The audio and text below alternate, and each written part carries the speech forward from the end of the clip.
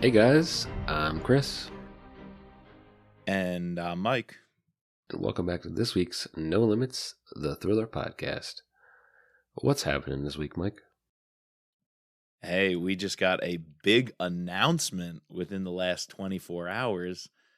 I think the fans are going to like this one. Why don't you go ahead, Chris, and tell us what the news is? Yeah, so I saw someone posted it. Oh, was it in our group me chat with our patrons? Yeah, it was And Mark. then I saw on Instagram it was the deadline story, and it was Jack said, interesting story," and it was season 2 of The Terminalist, as well as this other interesting wrinkle. Greenlit as a prequel series with the Taylor Kitsch, which Ben Edwards, you know, the bad guy we all liked and then hated, he gets his own prequel. What do you think of that? That was a shock. I love it. I think it's a great idea. And I think it's just a great signal that this universe, Amazon is committing to it. Because with all the talks of season 2 going so long, some of us were wondering, hey, did things hit a snag? Is everything going all right? And it turns out it's the complete opposite. They were also doing talks for a spin-off series. So it's great to see that they love this. They don't just want to do these stories. They want to expand the universe. And I think Ben Edwards is a great character to get into. He was really well written in The Terminalist. On TV, Taylor Kitsch's performance was Yeah. amazing. And he Yep. was always this like mystery, that CIA guy. He was the spook. You wanted to know more about him. Yeah, I think like ultimately it comes down to how well Kitsch performed him on screen. Yep. Obviously they're like, there's something's here. If we can get him to come back, I think we can do something with that. Yeah, it's interesting to why, everyone, it seems it took a while for them to come to agreement with this second season. I don't know if it coincided with, all the craziness that's been going on with, layoffs at Netflix and having to, these different streamers having to suddenly pivot to, they can't just be about growth. They have to be about making money. So they're launching these ad tiers. So everyone's sort of been pulling back on what they have to focus on. But Amazon is no different, even though, Jeff Bezos has all the money in the world to do whatever he wants. But I think realistically they had to, think about, all right, we have something here. Let's not rush into this. And I'm glad that they didn't rush into it. I'm glad, we're not going to just get the second season, this year. They're going to take their time. I'd rather them take their time. The second book is so special. I really, you have that amazing first series. I'm really intrigued to see what they can do with the second book. Oh, yeah. I mean, who knows if they're going to go season by season, matching up book for book. I I would love to see all of True Believer in a season. I don't know how it translates to film, so I think we got to trust the team, because Jack is brought into the fold, and Chris Pratt has such a heavy involvement in this with his production company. So I think we're in good hands that however they do it, if they speed up True Believer, if they really focus on certain parts of it, if they move away from the Ukraine and the presidential assassination storyline, I think I'll be okay if they make some changes here.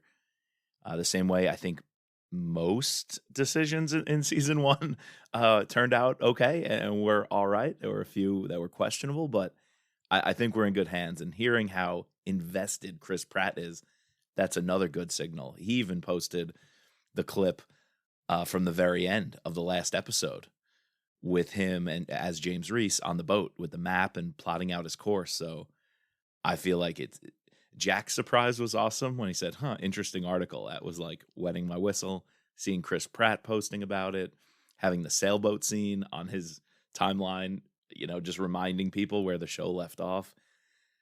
I think it's just beautiful. It's a great rollout. It's what we've been waiting for. Too bad though, we couldn't talk about it with Tyler I Brewer know, I because know. we had already recorded today's episode. But you know us. We'll get his thoughts eventually. We'll have him back. Yeah, for sure. Very excited about this. Yeah, and I hope you enjoy part 2 of our talk with Tyler. Before we get there though, there was something in part 1 that I had missed. Jumping the gun. I just know you enjoy my limerick so much. I want to make sure you get it here, Chris. I want to make sure you have time to let it sink in and sit with it. Yeah, I forgot to do this on part 1. So and actually, for all my criticisms of the book, I think I wrote a pretty good limerick for this one. There you go. I'm going to toot my own horn a little bit right there. The president has a list for James Reece of terrorists whose lives must cease. A virus drives the plot. Is it respiratory or not? Justice for 9/11 or no peace?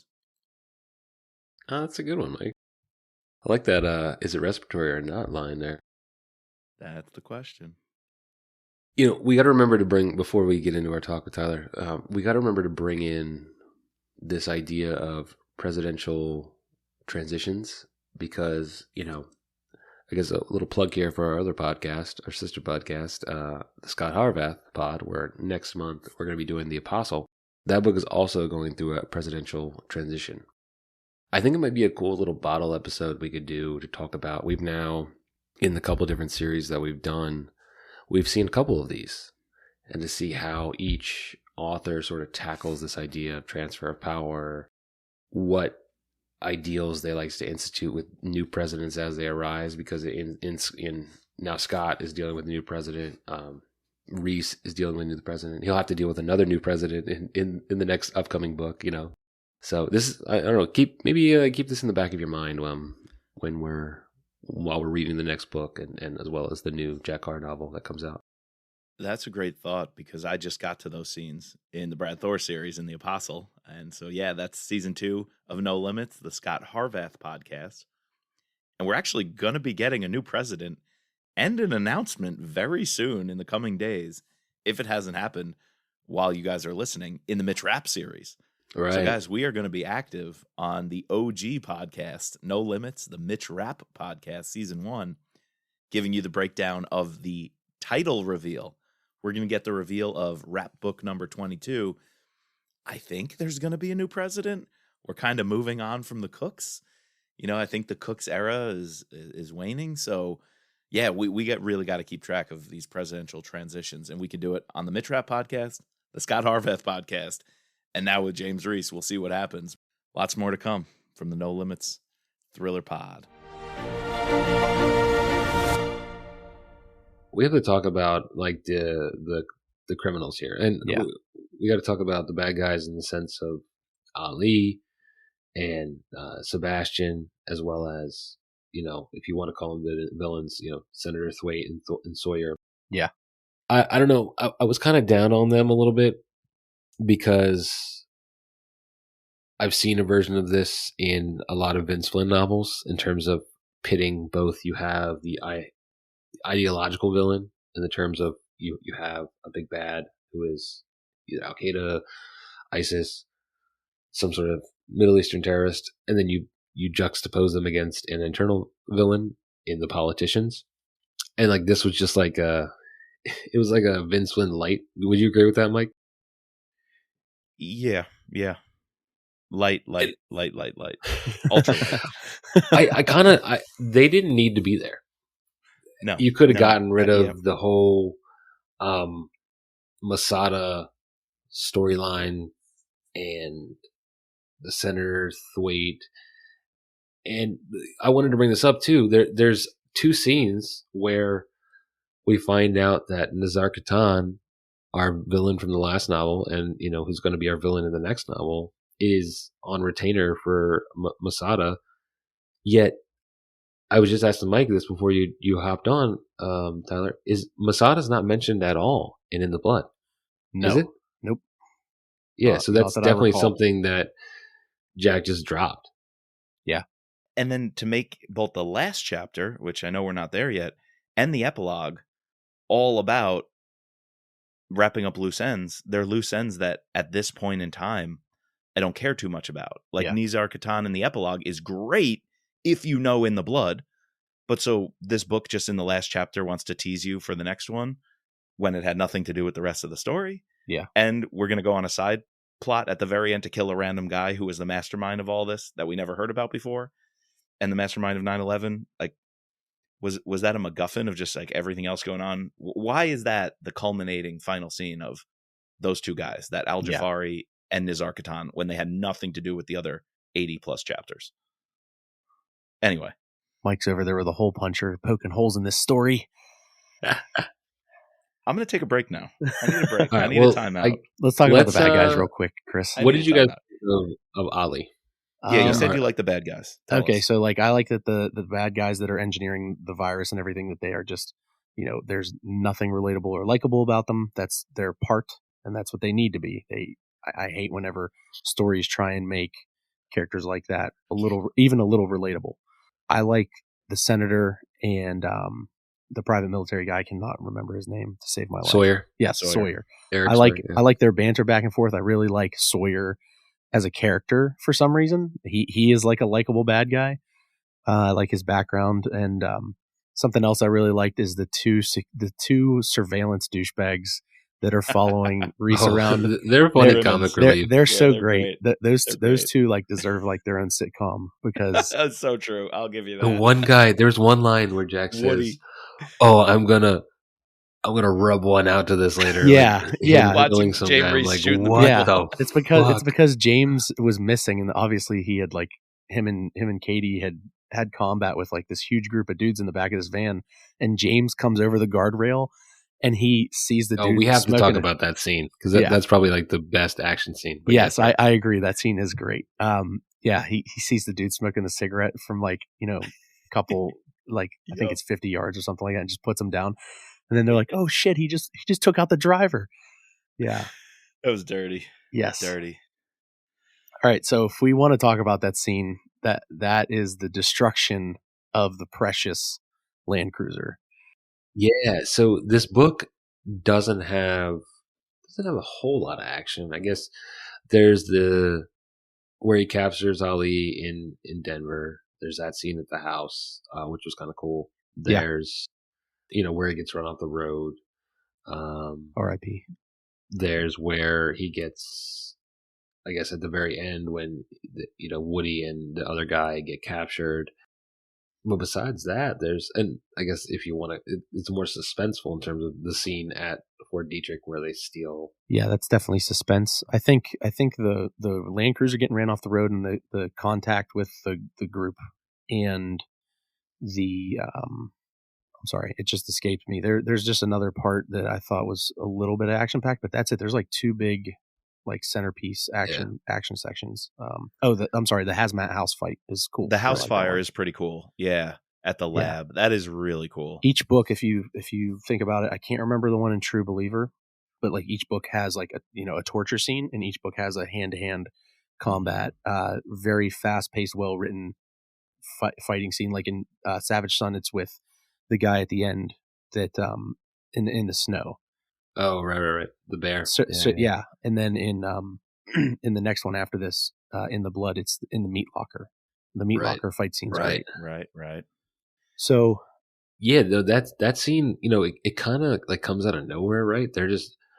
Was this after they went to the Italian restaurant, Mike? Or is Landini's in Old Town. Yeah, is that a real place? It is, yeah. It's a little more touristy because it's all the way down towards the waterfront. It's like at the very end of King Street. But yeah, they've been there forever. Sorry, they're not good enough for Mike. I think it's just one of those overpriced places. And I got fine taste here, Ty. I do.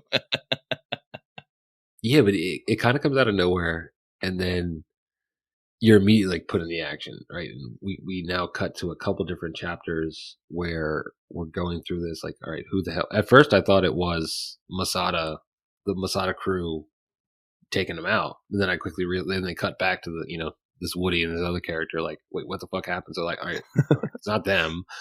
So who is it now? And then they say they speak Farsi, so then you piece it together that someone with Iranian ties. Cool descriptions of like, obviously throughout the entire novel, he puts in different trainings that he has to go through. So he talks about the training that he had, like on this helicopter where they flipped the helicopter upside down, a helicopter cab upside down, put it into water, and taught them like how to get out. Yep, and then that's they a real thing. Blindfolded them and had to do the same thing when you're blindfolded. Yep, because what happens when it goes in the water at night? Obviously, it's fucking badass when he kills the two guys and then later on it describes, he probably saw the cigarette and just pointed 4 inches to the left and took him out. So I love that so they go to that abandoned building and Katie, I think, is hurt, correct? And Right. I think she still helps out a little bit from what I recall. Yeah. But she gets her first kill, I think. Yeah.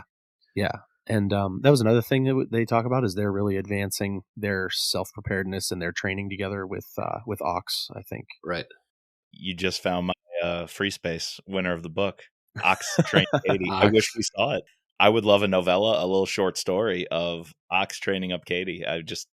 It saves them in that fight. Yeah, for sure. Oh, when they're going one after the other, one covers, one runs, and next one covers, next one runs. Yeah. They're piggybacking, and Ox showed them that.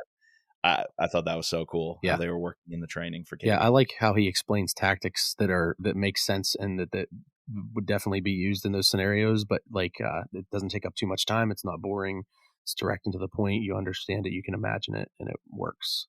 So this scene, and people may disagree with me, this scene, I was picturing, the first time I read it, I was picturing Katie Burnick as she's written. So this blonde newscaster, chick, much like Katie Pavlich or somebody.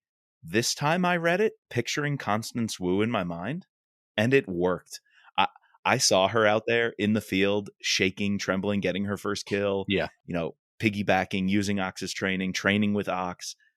And I pictured Constance Wu, and it worked as Katie for me. I know a lot of people feel like their relationship can't work the way she's been portrayed in the TV show. I think it can, and I think it will.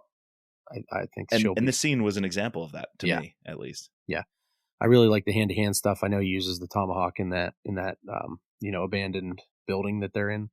And then I love the surveillance guys trying to basically figure out what the hell just happened. They know he got ran off the road. I think that he was out of sight when it happens, but they were watching the GPS tracker and they're like, he just ran off the road. And I love when James makes it back up to the road and just puts those two guys down, throws them in the back of their van that they came in, and goes back for Katie, and then they make their way out of there. I think everything from the house fight scene with the hazmat stuff, burning the lab, that happened earlier, did it not? Than the ravine? I can't remember. I feel like the house fight happens after the Land Cruiser. That's right. Either way, I think that chunk between those two scenes, with those as like little bookends of action, was really good. I think Crimmins and Woody following him trying to track down all of the terrorists on the president's list, because he's there to take them out, yet someone's getting to most of them first. Yeah, it's almost like cat and mouse for a little bit right there. Exactly. Which I think really the real book that's described as cat and mouse is in the Blood, which I think there's a little bit of aspect from that in here. This really brings in stuff from True Believer. Yes. There isn't really too much Savage Son stuff in here, but definitely what eventually becomes In the Blood is in here with cat and mouse chasing. And I know that some people, I think the guy that was getting to them first recognized the Land Cruiser at 2 of his stops, I think, from what I recall. Yep. And that's when I think they go hand to hand while he's burning down the house. So as negative as I've been, you guys have been really, really helpful reminding me of these highlights, because just think about this pacing, right? If I put my balance issues aside, if we open up with the 9/11 stuff, so we get to know Christensen's motivations, then we go to the lie detector test where we see Reece for the first time. And then we see the terrorist trying out the spray in Angola. So like, oh crap, they're going to use that on us essentially. Yeah. And then we see the president giving Reece his list, giving him the executive order that's allowing him to assassinate these people for retribution for 9/11. Reece is checking off that list, but he's being tracked, and it's this cat and mouse with the terrorists also trying to tie up their loose ends by killing off people who were connected to 9/11. Yeah. And that kind of pacing was the whole story and the plot. It would have been really cool. Yeah. I feel like you guys really brought out some of the highlights for me, and we didn't even mention. Chris, while you were gone, Mike says he loves this book now. It's my favorite. I heard it the whole time. It's my favorite thriller, actually. But then you combine that with, or you top that off with, the scene where they're deploying the units to quarantine these cities. I don't know how you work that in, right? So it's like, I almost feel like there were two stories going on here. Each could have been better or well served on their own. Yeah. It's just that they got jumbled together. Because if you tell both of those two stories separately, they're both really, really cool. Yeah.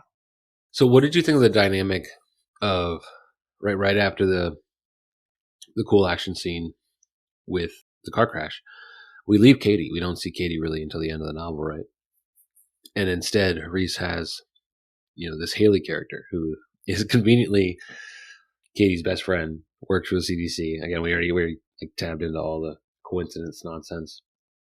But, he begins to have this dynamic with her. Like, what did you buy that they would become, this force that would go together? She, obviously, Jack puts in these, she has like a problem in the beginning with, his interrogation tactics, and his interrogation tactics in this book are awesome. They're so good. What was the sodium? No, succinyl. What was that? I've never heard of that substance before. I meant to. I was very glad it wasn't pentothal or whatever the truth serum is. I thought at first it was going to be truth serum. Yeah. I was like, no. Please don't pull that one out again, like everyone does. So yeah, whatever it was, I think worked better. Oh, succinylcholine. Yes. Yeah, it's a depolarizing skeletal muscle relaxant.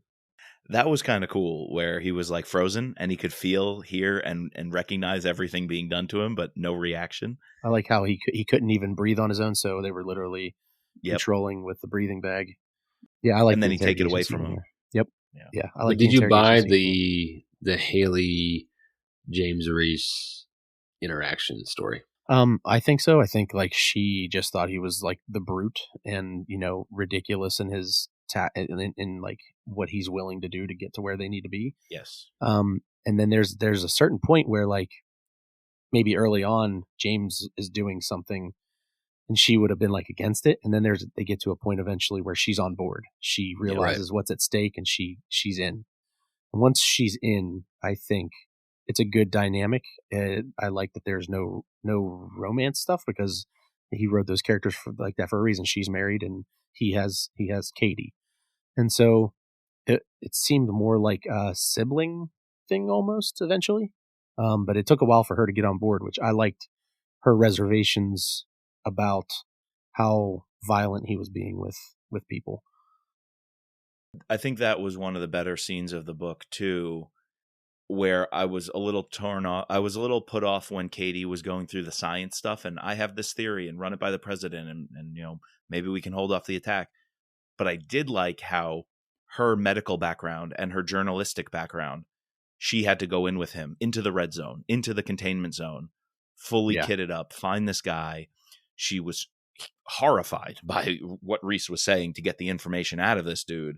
He was going deep into the religion stuff, like you're not going to be with virgins after I'm done with you, in heaven and all this. He was really laying it on thick. Yeah, he said he was going to burn him and burn his family. Right, and they're not even going to give him a proper cremation, according to the rituals. And the fact that we could be a Haley, right? Like she was an analog for the general audience, the general public, seeing what we had to do to win the war on terror, or seeing the lengths we have to go to achieve the objective and secure our freedom and protect the home front. And we're horrified by it at first, right? Like Abu Ghraib and all this stuff, like we're horrified by it.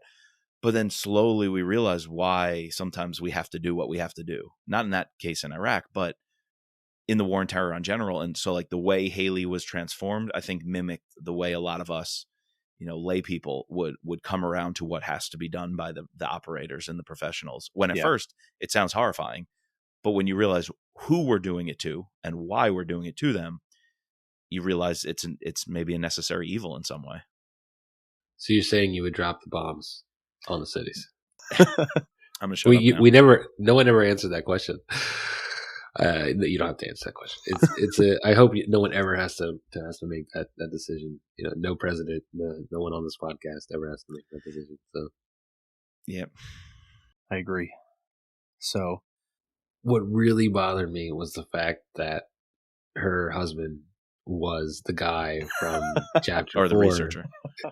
Was the guy from chapter 4. And that they have to now go steal this monkey's blood. And, the security there is so lax. Like, I don't know. Again, this is whole suspension of disbelief thing. It just that's when we're getting to the part of the story where it lost me. You just got to be along for the ride and accept it sometimes. But I like, Yeah. I do like when they go to him and he has the 1911, I think, and tries to basically turn Reece in, and he makes the phone call. I like the leverage in the phone call that he has with his new friend. President's on hold for you. Yeah, I like that one. So.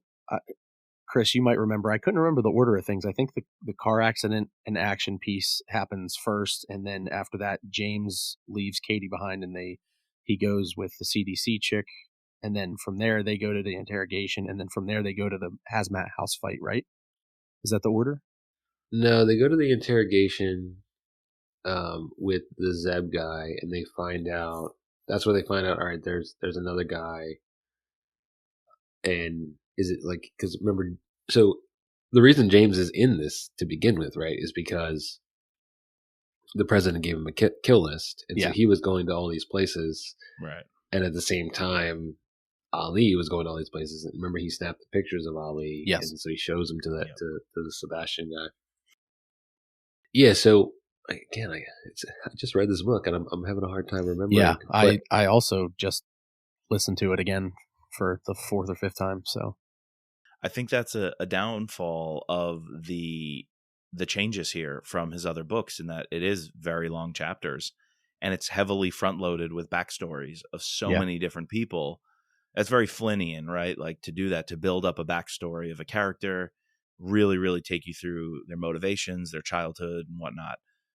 But once you start doing that for 6, 7, 8 characters, other things get lost. And unfortunately, as we're seeing, different plot details, which could be really cool, just are harder to stick with when we're getting an information overload, if you will. Like, I honestly can't tell you where they go, and maybe you guys fill this in for me. After they interrogate the guy in the hazmat suits inside, what is it? It's Dallas, right? It's outside Dallas. It's in Denver. They're in Denver there. So they're in Denver because he's the grad student in Denver, and then they immediately go to his house. But the problem is there's a couple chapters in between. No, not the house one. That's not what I'm thinking. Like, no, that's where they go. It's the guy. That's where they go and break through the containment zone. That's all before the house stuff? Yeah, exactly. It is. Oh, jeez. Okay. The problem is there's a couple chapters where I think we go up to the senator at one point. We might even go up to Woody and the other guy. And then we actually go to the house scene with Ali, and he's there. He gets a knock on the door, and it's the cop. And then we cut back to James and Haley showing up. And then that's when we get, the other. They go inside, and the cop's dead. We get the other good action fight, the hand-to-hand combat in the hazmat suit, gets burned, the fire's raging. Like, that was really cool. And then after that, they have to like sort of save his life as they drive. They steal an ambulance and drive him to the airport in order to try to bring him back. They ultimately don't bring him back, but they do bring back the information about that it's Marburg, and that's why they need to go. Yeah. Now, and that's when the president talks to the public and basically says it's over, right? No, that's not until after they actually go to the Fort Detrick thing, because they need confirmation. The whole thing is that they want to compare the samples. Yeah, because that's right. Ali, during his interrogation, he sort of sows the seed of, this is a forced confession. Am I just telling you this? Yeah, it's Marburg, or yeah, we did this. Yeah, it's only aerosolized. Are people going to believe? He even says it on the recording. No one's going to believe this. And so the only thing they can think of is, all right, we have a sample of this virus from Angola, but we need the original strain from Russia. Right. And I think I know where that is. My husband has it in his back locker at his job. Don't you think all of this should be clearer for 3 relatively intelligent adults, who, some smarter than others, we got the doctor here, who just finished this book within the last 24 to 48 hours? Yes. Like, the fact that it's getting jumbled, I think, speaks to me. Like, how many books have we covered, Chris, that we remembered much more crystal clearly than this one? And I have notes here, and I got all my stuff, and still I'm like, this doesn't really fit and jive and work and flow as a plot. So I think that means something, is all I'm saying. It's a little clunky. I'll give you that. It's a Yeah, little clunky. I agree with you on that one. But it's got a nice. There's parts of it that I enjoy, and that's Yes. like there's a story here. Maybe it's just a little bit half baked. There's like in 3 that stories here. There's like 3. Yeah, maybe there's too many stories. Too many Yeah, stories. yeah. You know, And because then I all don't of a even. sudden we're on a beach with Sawyer. Right? Like they just fly the coop and they're on some beach somewhere. I really like What? that part though. That's something I Yeah. enjoyed. Because they would piece the hell out like immediately. You're They right. would get the fuck out of there. I think maybe we saw that with the Mitch Rapp series a little too much. I don't know. Maybe that's what's grinding my gears is like there was always a corrupt senator who had his cronies, and then when shit hits the fan, he flies to an island, and then Mitch Rapp shows up and kills him. You know, so do you think, Chris, that's a trope, or am I off with that? No, it definitely is. I think we've seen it in we've seen it in Brad. We've seen it with Chris Howdy. You know, like it's a thing. So I did like Muscles though when he takes out the like Masada guys who are supposed to be protecting them all. He doesn't take them out, but he takes them out of the game by convincing them, you know, I just want your boss. I got nothing to do with you. Do you really want to protect this scumbag? You know, you guys are operators. You have families. Like, just let me through. I'm going to go take care of this guy. Your boss is a douche, and we'll call it a day. He does zip tie them up, I think, but they essentially realize, yeah, we don't want to risk our lives defending these people. Yeah.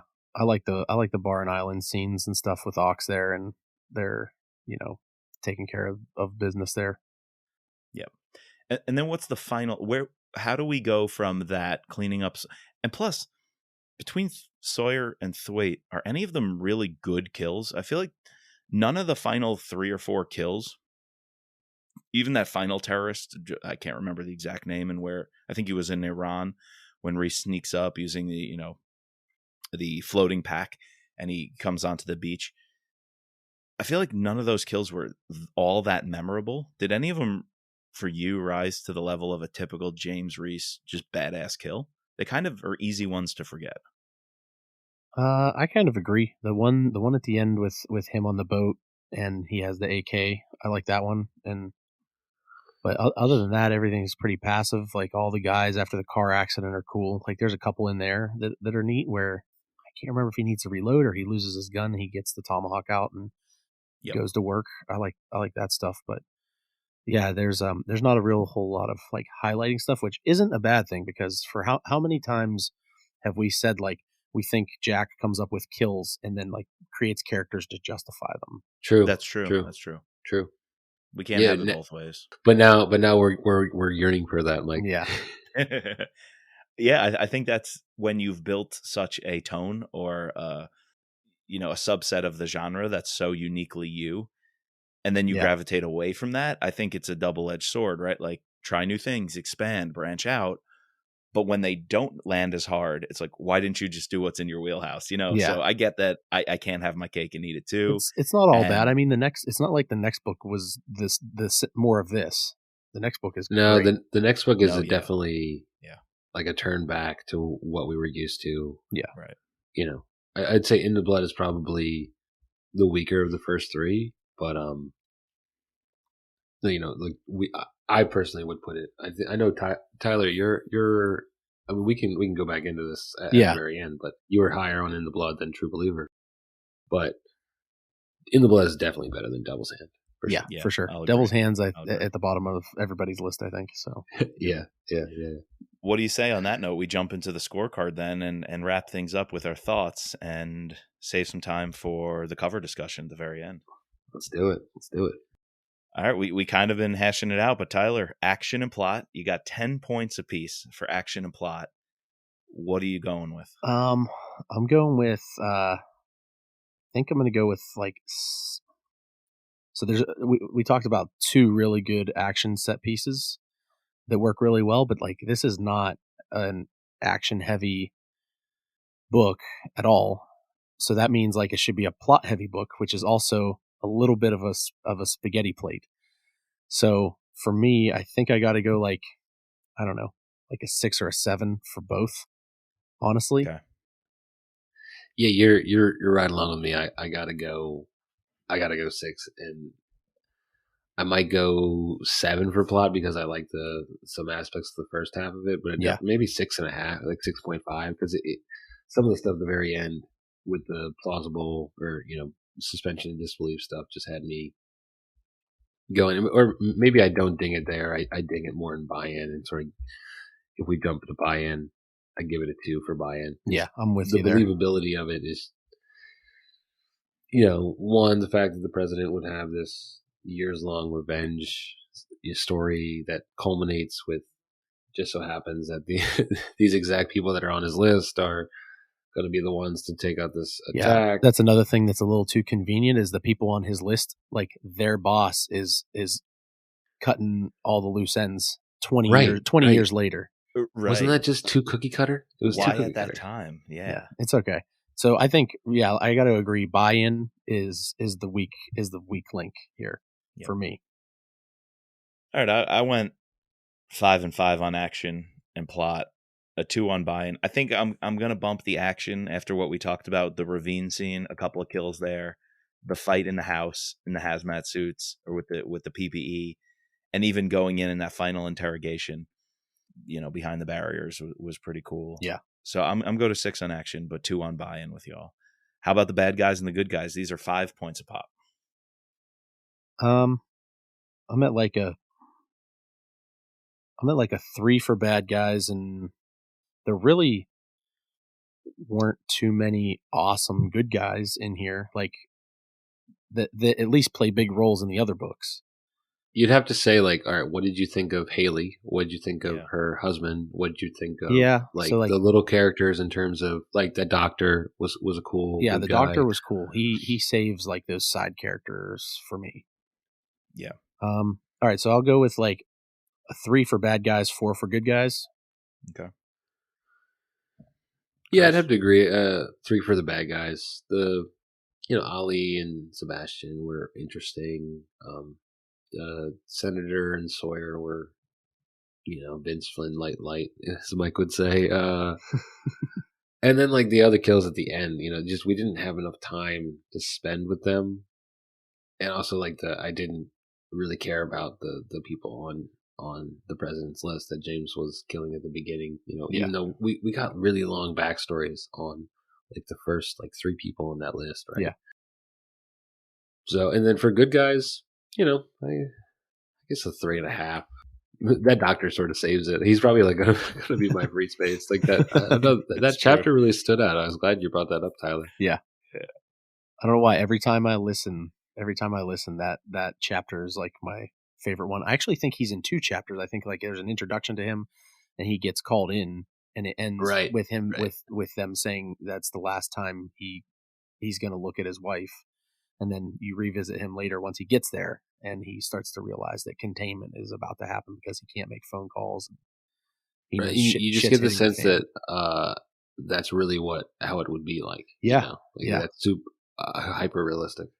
And when his military side comes out on the floor and he's barking orders at everyone, like, that dude just took control at a time when they needed somebody to take control. Yep, and he did it. Pretty good character. I like his backstory too. From what I recall, he has a Porsche 911, which is he gets bonus points for that. And you're our vehicle guy. You're our weapons guy, our vehicle guy. Yeah, and not only that, but he likes the Porsche 911 because that's what Steve McQueen drives in Le Mans, which he says in the book that he saw that movie with his dad at the cinema, which is cool. That's a good movie. That is a good movie. Although, speaking of the tech specs, you didn't give us too many of the tech specs tonight. I think, again, talking about, if Jack's trying something different, I think, again, that's not here. It's there's not that many to give. Like the tactics are really cool, especially the stuff that Ox taught Katie and James. And I really like the use of those tactics in the ravine fight, and move, cover, move, and things like that, and stacking up and stuff like that. But yeah, as far as, like, tech specs, like, there's not really, other than the badass 911 and the Land Cruiser that gets trashed, unfortunately. There aren't that many vehicles or, like, planes or anything this time, which is a little bit of a good break. Like, I always feel like if James needs the globetrot, he's always got a pilot and a plane at free use anytime. Right. So that's a little bit of a welcome change. But yeah, wasn't that many tech specs to give for some stuff. So Though coming off the Bow stuff and Savage Sun, it's just a little bit like, ugh, I yeah, want that back, you know? But yeah, I want the Hastings back. You know, I think because of all that, I was a little lower on the bad guys at a 2 and the yeah. good guys at a 3. Love some of the things we're talking about, but they just weren't present enough. The good stuff, and it got bogged down by some of the stuff that didn't hit. So I wasn't a big fan of the villains. I'm going to change my tune here on setting, though.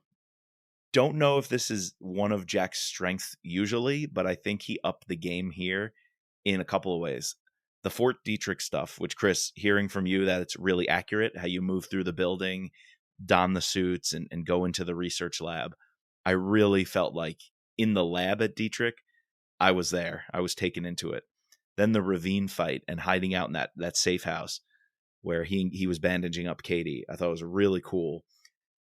And then in like the suburbs at the house, I felt like a couple of the scenes, while not these worldwide, we're going around the globe to these amazing like Italian job kind of picturesque places and fighting in them. I thought to bring it home and go on the US and what if the US became a battleground, I thought it was really well done. So I went 4 out of 5 on setting. I would agree with you that I think he does a good job, even like, describing how we would take over a country club, golf course, and set up these tents, and like these little nuanced things of like what settings would look like during a post-apocalyptic / epidemic, pandemic type situation was even like when they're driving around, he describes how it's quiet, like no one's out walking. And I don't know if you guys felt this during COVID, but it was creepy, like being up in Ithaca, no one on the streets, like very minimal people. And I just remembered back to that time, and like this would be even more extensive because there would be even less people out on the streets. Yeah, I'd have to agree with you, Mike. I'll give it a 4. Why the fuck not? Yeah, I'm with you guys there. 4 for setting. I forgot about the golf course being taken over. That was really cool. Yeah. All right. Let's do we do free space and then covers? Let's give our free spaces. Yeah. So what's your 5 out of 5 here, Tyler? Free space goes to the surveillance team. Yes. The comic relief. Yes, absolutely. That was good. They're awesome. I love their dialogue throughout. And it was like we're getting to know these guys, and they're kind of likable together. And they were like just a pair I was hoping James didn't have to kill, but it didn't end up that way. But I liked all their comments, especially when he starts putting people down from the ravine fight. Chris? I'm gonna have to go to the president. Being that we don't get much of him anymore, and he's going to be taken out at the end of the next novel. This is my only chance to give him my free space. So I don't know. Even though like I know it was a negative for you, Mike, the fact that he's like potentially never. Let's just say Mike's not voting for him. All right. I want to give it to the president. I'd vote for him as president for sure. You just don't think that he would ever exist. I would take Alexander or Danny Daniels any day over this. But yeah, true. I'd take Alexander over this. Yeah. I mentioned Ox. I loved how he came back just a little bit at the end. But I got to say that first scene, the interrogation scene, not the 9/11 stuff in the prologue, but the first chapter, the interrogation scene, meeting Reece, being back with Reece. I thought it was so well written. And again, I try to pull out pieces of these books that I think are standalone, really good pieces of prose. And I think that one is the best in this book in terms of not written for a thriller novel, but just written fiction. Yeah. And literature. I think that one chapter stands out. Yeah, I agree. That first chapter is solid with him trying to do the intake process for the CIA. Yep. Really good. I could also give my free space to Ray Porter. I think he kills it on this book. He kind of saves it a little bit for me too. He's the perennial free space. He's a 50 out of 50 on the scorecard any day. So, wonder if you guys could get him on as a guest. That'd be cool. That'd be a good one. Cool. Yeah, I think he's a little more of a celebrity, if you will, than George Goodell. Like George Goodell's like this. He's like the king of audiobooks and narration, but he's like this old-timey, old-school guy. He didn't even have a media person. He's like, just email me. I feel like Ray Porter is a little too big right now. in terms of fame. You but I never don't know. It's worth reaching out, I think. Yeah. I know Yeah. his biggest thing he's worked on was Zack Snyder's Justice League. He played Darkseid in that, but Right. yeah, I think it We'll would see. be at least worth reaching out. I mean, you guys would be surprised at how many people I reach out to on social media that hit me back, and we have like long-term conversations. It's pretty surprising. Yeah, you're right. All He right. probably has an agent. Yeah, we could probably get into it. That's a good suggestion. He was in Argo. Interesting. Was he really? I know he's won awards for a few years for audiobooks. He's the new king of audiobooks. Yeah. Does he read any other series you guys are into that I haven't been into yet? The only one, and I've recommended it to you before, that I've heard him do is the Sons of Valor series by Andrews and Wilson. Need to pick that up still. Dude, it's only 2 books, so it's easy to get into right now, but it's killer. And he's really good there too. So, Night of the Living Dead anthology. ooh. Project Hail. I'm just looking up like his Project Hail Mary. Oh, he did Project Hail Mary?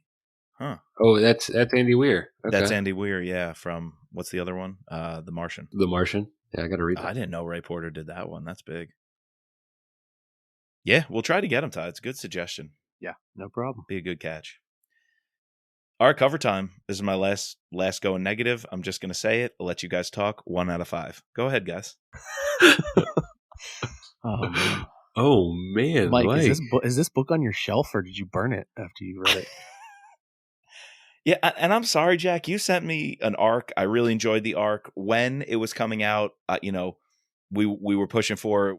I didn't say too much after I had read it. Just we had some really good conversations with you. Glad you came on. You're probably never going to listen to this anyway, but we really appreciate everything you do. It's just I love the rest of the series and can't wait for more. And all right, so wait, Mike.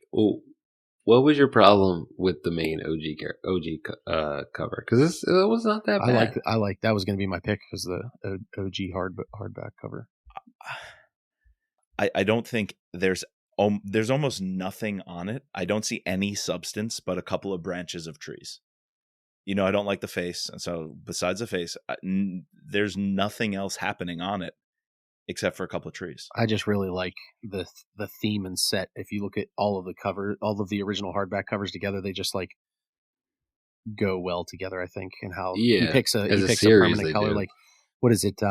Is it 60-30-10 for colors? You guys know about that rule? No, 60 of one color. 60 is like the primary color, 30 is like the secondary, and then 10% is like an accent.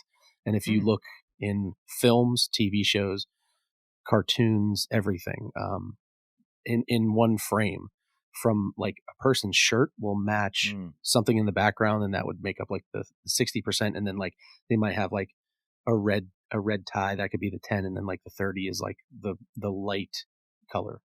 So like if you look at stuff, so if you look at those covers, they're almost like, I don't know, they're almost like 60-40 for some of them, but I just like how they're abstracted.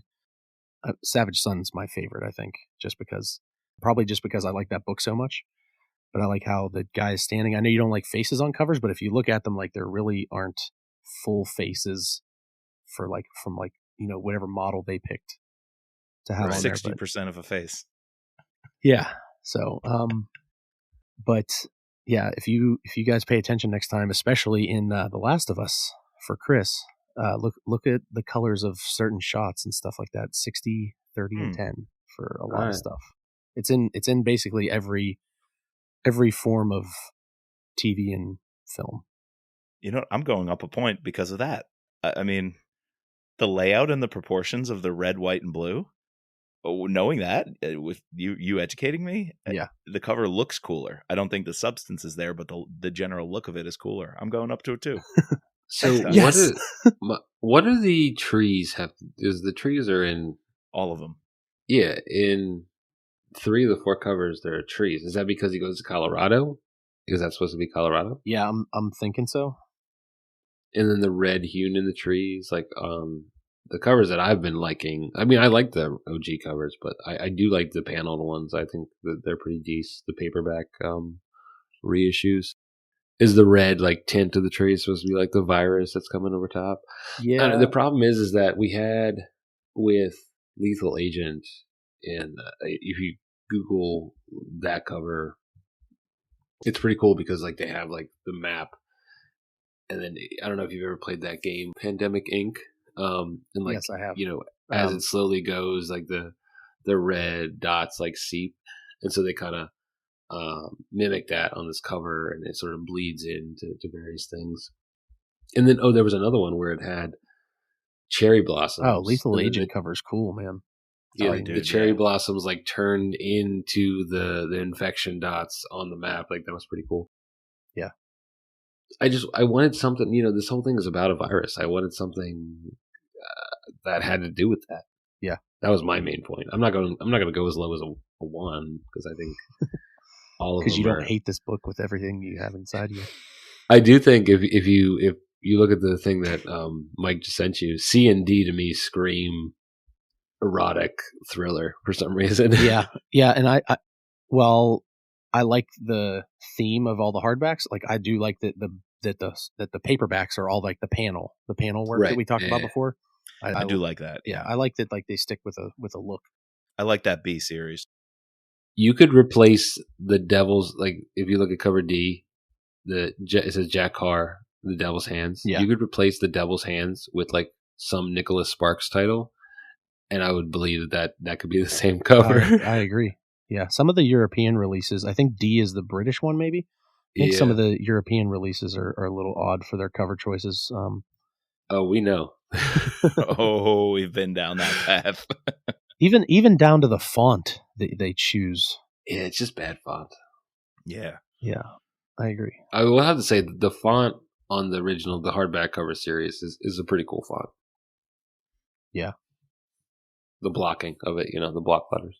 Yeah, the set that I have right now are all hardbacks, and I have all of mine signed. I took my whole set with me last year when I got to meet Jack, so he signed all my books for me, and then I have the shot through In the Blood. So he took the first page of In the Blood, like quite a few copies of them, and shot through at a shooting range, and then they all got put in the book. So my In the Blood first page has a bullet hole in it that he shot. That's cool. So I took that too, and he signed that for me as well.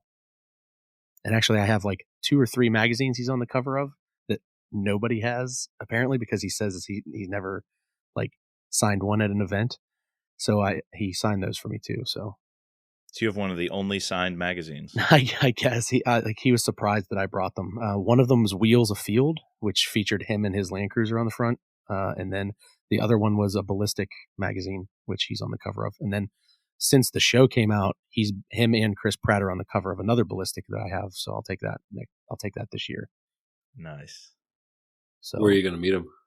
So that was another thing I was going to tell you, Chris, is the closest place he came to us last year was Cleveland, which is a fucking trip for you. So if you want to go, it's going to be a haul. Might as well just fly for you. So have you seen a tour schedule of not yet? Stops yet? I feel like he does go close to Philly though. So you just, when it comes out, we'll have to look. Does he go to DC at all? I don't know. I think Utah, Montana, Texas, maybe. I can't remember all the stops, but there were only like 8 stops from last year. And the one in Cleveland I went to was his first year there, and he seemed to really like it. And the person in charge was very, very good, and they had a lot of space for everybody. And I have some photos from that. And like Mike knows, that's my profile pictures, me and Jack. Yeah. So, yeah, if you get the opportunity to see him at a book stop, it's definitely worth going. Yeah. Nice. All right, so give me the cover ratings, and we'll get a final score for you guys. I'm thinking my cover rating is going to be, I guess, a 4 for A. I mean, I don't dislike it. What do you guys think? I'm going 2.5. Oh, I brought you down a little now. Oh, because I was thinking you were a 1, Mike. So then I'll go 3. I'll go 1. You guys convinced me. You got me up to 2 there. You really did. Ty 60-30 theory. I'll go 3. All right, let me total these up. 35 out of 50 for you, Tyler. So I didn't bring you down all that much. That's a respectable score right there on the scorecard. Chris, you ring in at a 33.5, also respectable. And I am just a not respectable piece of trash with a 29 out of 50. But That's not we bad. like to be honest. Should be Not bad, ashamed of Mike. yourself. We're trying to be honest here, and I thought you were gonna go. I thought you were gonna go way lower, Mike. So it had the potential to be lower. You guys reminded me of some of the highlights. I think I went up on action 1 or 2 points based on what you said. I didn't trash it on buy-in. We all went 2s across the board. Yeah. We didn't go down to the 1 because the scenes I liked, I did like. And then the covers you got me up on. So, and the settings I really like. So yeah, it's the lowest of the Jack Carr books, I think, for both of us, Chris, you and I, for sure. Some parts are done real well and others get a little jumbled and lost and wasn't quite sure the direction we were going in. all right. So I guess we kind of already said it, but yeah, I'm gonna have to put this now that I can complete my list, and it goes Savage Son, True Believer, Terminalist, In the Blood, Devil's Hand for me. Yeah, my lineup is the same order. I guess I'm going a little different. I'm a sucker for the OG. I'm going with Terminalist, True Believer, Savage Son, In the Blood, Devil's Hand. I've always said Savage Son's my favorite, but the Terminalist had the biggest impact on me. And you can't beat that first read of Terminalist. Right. Absolutely. I remember that quite well. I was on a plane when I listened to it for the first time on my way back from Texas, and I was just completely pulled into it. Nice. Well, Ty, we're going to have you back. What month is Only the Dead coming out? Is that May? I want to say May. Yeah, May. We're going to need to have you back then. Yeah, for sure. Let us know if you read any good thrillers between now and then. Yeah, I will. I'm actually looking at a couple different books right now. I'm finishing up The Accidental Gorilla, and then after this I want to reread The Accidental Superpower, which is a pretty good book. Cool. The Accidental Superpower is about Russia, and but both of them are pretty good so far. Thanks for having me on. I appreciate it, as always. Yeah, no, thanks for coming on, man. Always a pleasure to see you, Tyler. And yeah, can't wait for Only the Dead. All right, guys, we hope you enjoyed that conversation with Tyler. Always a pleasure to have him on the podcast. We need to thank our patrons, our special operator, Sherry F., our special agents, Daryl, Kevin, George, Matt, Dawn, Dennis, Peggy, Catherine, Ray, Bridget, Jeff, and Mark. Please subscribe, rate, and review using your favorite podcasting platform. Find us at thrillerpod.com or on Twitter and Insta at thrillerpodcast. Like we said at the top, go check out our other pods. The Scott Harbath podcast will be posting The Apostle next month. And we'll be active on this pod. I don't have the list pulled up, but we're going to be diving into some other novels now that we've finished up Jack Carr. Yeah. And as always, slow is smooth, smooth is fast.